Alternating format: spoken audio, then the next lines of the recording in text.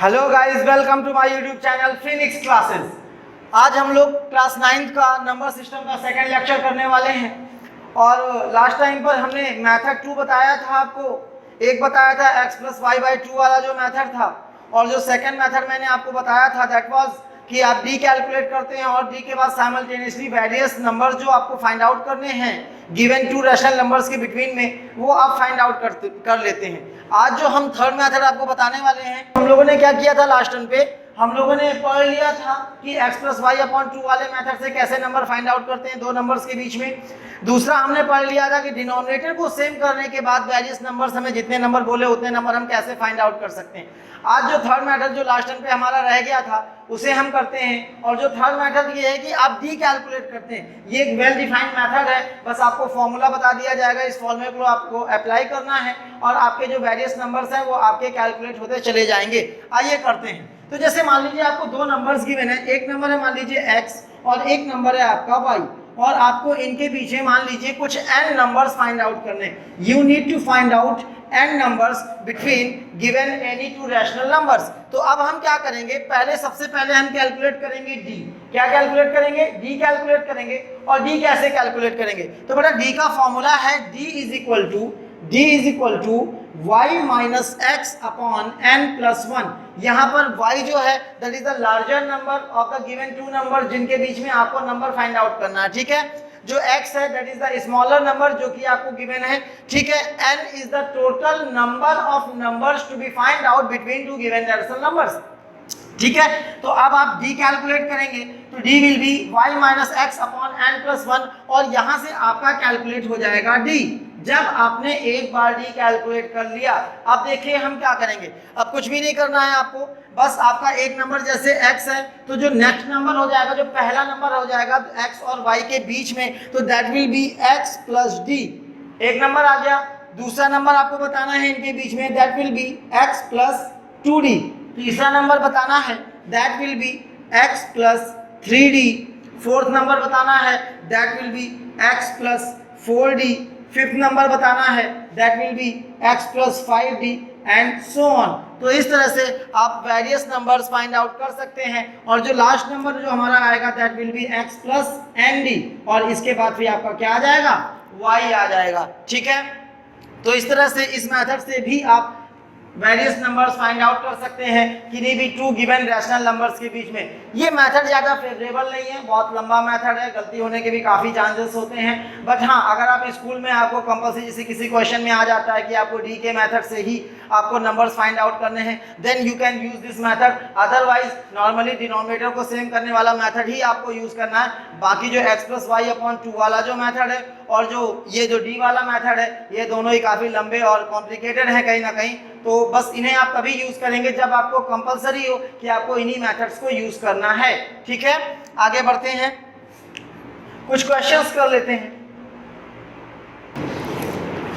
Okay, अब देखिए हम क्या करते हैं, डी वाले मेथड का एक एग्जांपल कर लेते हैं। मान लीजिए आपको दो गिवन रैशनल नंबर्स हैं, मान लीजिए एक नंबर 0 है और दूसरा 0.1 है, और आपको इन दो नंबर्स के बीच में लेट्स से कि आपको 9 नंबर्स फाइंड आउट करने हैं। कितने नंबर्स फाइंड आउट करने हैं? 9 नंबर्स फाइंड आउट करने हैं कि find the 9 rational numbers between 0 and 0.1। तो सबसे पहले हम क्या करेंगे, n देखेंगे अपना। तो n हमारा क्या हो जाएगा, मैंने आपको पहले भी बोला था कि n जो होगा, जितने भी नंबर आपको गिवन नंबर्स के बीच में फाइंड आउट करने हैं, n डायरेक्टली उतना ही हो जाएगा। जैसे यहाँ पर 9 रेशनल नंबर्स हमको फाइंड करने हैं, तो n इज इक्वल टू हो गया 9। ठीक है, अब हम बात करें y और x की, तो मैंने कहा था जो स्मॉलर नंबर होगा उसे आप x लेट कर लेंगे और जो लार्जर नंबर होगा उसे आप y लेट कर लेंगे। तो हमारा x जो हो गया वो हो गया 0 और जो y हो गया इट इज़ 0.1। अब चलिए d कैलकुलेट कर लेते हैं जल्दी से। तो d इज इक्वल टू क्या हो जाएगा, d का फॉर्मूला था y minus x upon n plus 1। तो y कितना हो गया, y हमारा हो गया 0.1, x हो गया हमारा 0 डिवाइडेड बाई 9 प्लस 1 मीन्स 10, यानी कि 0.1 अपॉन 10। तो जो हमारा d आ गया इट इज़ 0.01। ठीक है, अब हमारा जो d है वो कैलकुलेट हो चुका है। अब हमें क्या करना है, सीधे नंबर्स फाइंड आउट करने हैं। ठीक है, अब देखिए नंबर हमारा क्या हो जाएगा। तो पहला तो 0 तो आपको गिवन था, अब 0 के बाद हम 9 नंबर्स लिखने जा रहे हैं। देखिए कैसे लिखेंगे, ध्यान दीजिएगा। पहला क्या था, x प्लस d। क्या मतलब, x हो गया 0, d हो गया 0.01, यानी कि नंबर हमारा आ गया 0.01। अब दूसरा नंबर देखते हैं, तो वो हो जाएगा x प्लस 2d। तो x प्लस 2d का मतलब क्या हुआ, 0 प्लस 0.01 इंटू 2, यानी कि 0 प्लस 0.02 यानी कि 0.02। अब नेक्स्ट नंबर फाइंड आउट करना है, that is x plus 3d। तो x कितना है हमारा, x हमारा 0 था इस क्वेश्चन में, और ये हो गया 3 इंटू 0.01। आप मल्टीप्लाई कर दीजिए, तो 0 प्लस 0.03 यानी कि कितना आ जाएगा, 0.03। तो ये हमारा थर्ड नंबर आ गया। इसी तरीके से आप पैटर्न तो x प्लस 4d का कर लेंगे, x प्लस 5d कर लेंगे, x प्लस 6d कर लेंगे, so on dot dot dot x plus 9d कर लेंगे। हमारे 9 नंबर्स कैलकुलेट हो जाएंगे। ठीक है, x प्लस 4d अब सिमिट्री है तो मैं डायरेक्ट लिख रहा हूँ, आपको कैलकुलेशन समझ में आ गया होगा। तो नेक्स्ट हो जाएगा 0.04, उससे अगला हो जाएगा 0.05, उसके बाद हो जाएगा 0.06, 0.07, 0.08, 0.09, और इसके बाद जो लास्ट में जो नंबर आएगा दैट विल बी 0.1। तो वो हमारा क्या है, y हो गया। तो देखिए हमारे जो 9 नंबर्स हैं वो इनके बीच में कैलकुलेट हो चुके हैं। तो इस मेथड से भी आप किन्हीं भी दो गिवन नंबर्स के बीच में जितने भी बोले जाएं n नंबर्स कैलकुलेट कर सकते हैं। तो अगर आपको n नंबर्स कैलकुलेट करने हैं किन्हीं भी दो गिवन रैशनल नंबर्स के बीच में, then you can use this formula. Okay, आज हम लोग देखेंगे कि अगर आपको कोई नंबर जो है, कोई भी रियल नंबर आपको गिवन है और उसे मान लीजिए आपको नंबर लाइन पर रिप्रेजेंट करना है, तो हम कैसे करेंगे। तो जैसा कि आप लोग बचपन से करते चले आए हैं, जैसे 1 2 3 4, अगर कोई इंटीजर या होल नंबर है तो उसे तो आप बहुत इजीली आप नंबर लाइन पर रिप्रेजेंट कर सकते हैं। लेकिन प्रॉब्लम जब ये आती है कि जब कोई नंबर फ्रैक्शन हो जाता है, तब हमें समझ में नहीं आता कि कितने पार्ट उसके करें, है ना, या किस तरह से उस नंबर को नंबर लाइन पर रिप्रेजेंट करें। तो आज हम लोग फ्रैक्शंस को कैसे नंबर लाइन पर रिप्रेजेंट करेंगे, इसे हम पढ़ने वाले हैं। आइए देखते हैं। ठीक है, तो मान लीजिए ये हमारी नंबर लाइन है, ठीक है, और यहाँ पर हम लोग कुछ ज़ीरो ले लेते हैं। तो ये मान लीजिए हमारा रहा ज़ीरो। ज़ीरो के बाद आप जानते हैं राइट साइड में प्लस होता है, तो ये इस साइड प्लस हो गया, ये पॉजिटिव एक्सिस हो गई, और ये हो गई नेगेटिव एक्सिस। ठीक है, ये माइनस वाले हो गए। अब मान लीजिए आपको कभी किसी क्वेश्चन में आ गया कि represent 5/7 on the number line, तो आपको करना क्या है, आपको कुछ नहीं करना, बड़ा ईजी होता है। आप क्या करिए, छोटे छोटे ब्लॉक सेम साइज के बना लीजिए। आप क्यों 1 सेंटीमीटर वाला मत ले लेना, क्योंकि 1 2 3 उतना ही उससे रिप्रेजेंट हो पाता है। यहाँ पर फ्रैक्शंस है तो 1 mm भी मत लीजिए, 0.5 mm इज़ बेस्ट मेरे हिसाब से। तो 0.5 mm मान लीजिए आपने ले लिया। तो जो छोटे ब्लॉक है, तो एक छोटा सा ब्लॉक इतना ले लिया, कुछ भी 0.5 सेंटीमीटर ऑब्वियसली। तो इसे मान लीजिए, तो ये हो गया, जैसे 5/7 को आपको करना है, तो ये हो गया 1/7, दूसरा हो गया 2/7, तीसरा हो गया 3/7, फोर्थ हो गया 4/7, अगला आ गया 5/7, अगला आ गया 6/7। और जहाँ पर न्यूमरेटर और डिनोमिनेटर सेम हो जाए, जहाँ पर भी न्यूमरेटर और डिनोमिनेटर सेम हो जाए, जैसे यहाँ पर आ गया 7/7, तो ये क्या हो गया आपका 1 हो गया। ठीक है, अब मान लीजिए आगे और रिप्रेजेंट करना था, मान लीजिए इसी क्वेश्चन में हमको रिप्रेजेंट करना होता 13/7, तो अब हम क्या करते, फिर आगे बढ़ जाते। 1 का मतलब क्या है, 7/7। नेक्स्ट आ जाएगा 8/7, डिस्टेंस वही रखेंगे, 9/7, 10/7, 11/7, 12/7 एंड 13/7। ठीक है, नेक्स्ट जो आ जाएगा वो आ जाएगा 14/7, और 14/7 क्या होता है, 2 होता है। तो यानी कि अब हमको यहाँ पर क्या मिल गया, 2 मिल गया। तो इस तरीके से हमने क्या किया, नंबर लाइन पर हमने 5/7 को भी रिप्रेजेंट कर लिया और 13/7 को भी रिप्रेजेंट कर लिया। तो कोई भी फ्रैक्शन हो तो सबसे पहले क्या कर लीजिए कि उसका अपॉन देखिए, बस उसी से 1/7, जैसे कि ये क्या था 8/3 था, क्या था 8/3 था। तो आपको कुछ स्टार्ट क्या करना, आपको जो नंबर्स के गैप पे जो नंबरिंग लेनी है वो क्या लेनी है, आपको स्टार्ट करना है 1 से। तो 1/3, 2/3, 3/3 यानी कि 1 हो जाएगा, 4/3, 5/3, और ऐसे आपका एक टाइम आएगा कि मिल जाएगा आपको 8/3, और 8/3 जो होगा वो आपका नंबर लाइन पे रिप्रेजेंट हो जाएगा। ठीक है, इसके बाद हम और आगे बढ़ें। जैसे मान लीजिए हमको 23/6 को नंबर लाइन पर रिप्रेजेंट करना था, तो मान लीजिए ये हमारी एक नंबर लाइन है, ठीक है, और ये हमारा मान लीजिए यहाँ पर 0 हो गया, ये 0 हो गया। अब हमको रिप्रेजेंट करना है 23/6। तो अगर 23/6 की मैं बात करूं तो 23/6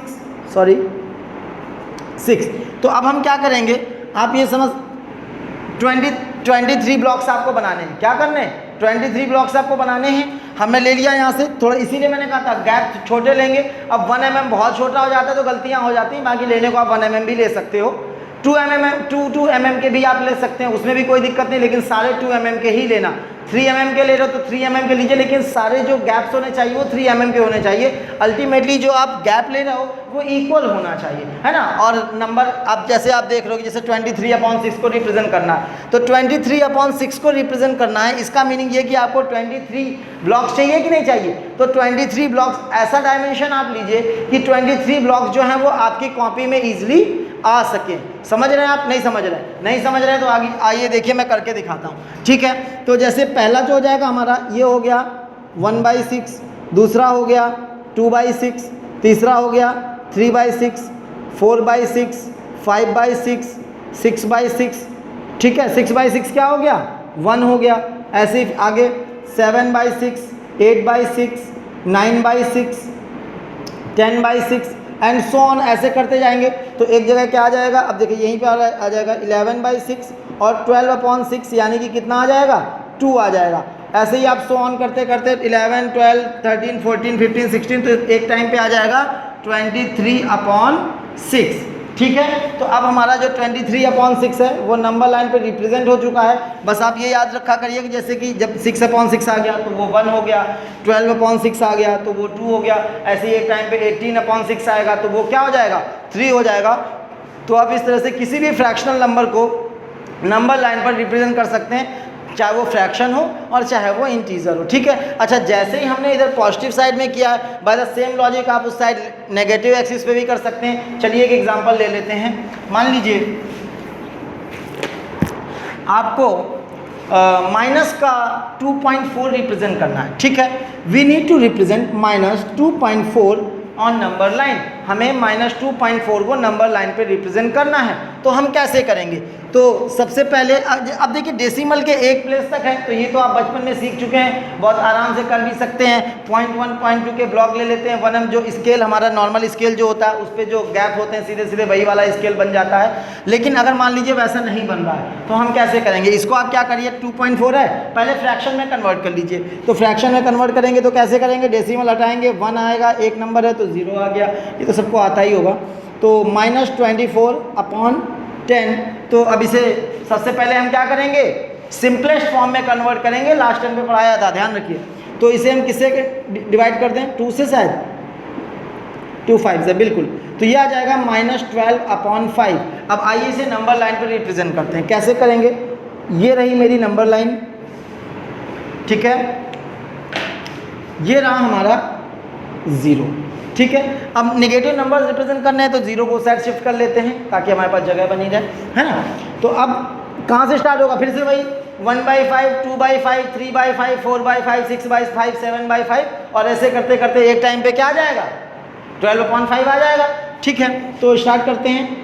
-1/5, -2/5, -3/5, -4/5, -5/5। अब -5/5 कितना हो गया? 1 हो गया। तो इसकी जगह हम क्या लिख सकते हैं? 1 लिख सकते हैं। तो इसको थोड़ा सा बड़ा कर देंगे, डार्क कर देंगे।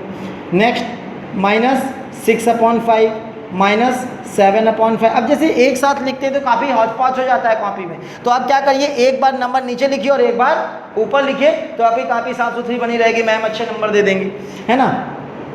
-8/5, -9/5, -10/5, -11/5, देन -12/5। अब ये हमारा माइनस का 12/5 क्या हो गया?